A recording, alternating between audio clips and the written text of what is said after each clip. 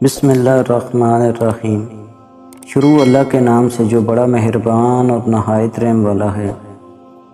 مشکل سے مشکل حالات میں بھی دن صرف 24 گھنٹے کا ہی ہوتا ہے۔ وقت ٹھہرتا نہیں، گزر ہی جاتا ہے۔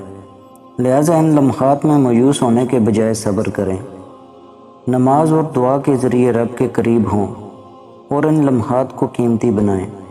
پابندی سے نماز پڑھنے والوں کی اگر آنکھ لگ جائے تو اللہ پاک ایک فرشتہ بھیجتا ہے، جاؤ میرے بندے کو نیند سے بیدار کرو، کہیں اس کی نماز قضا نہ ہو جائے۔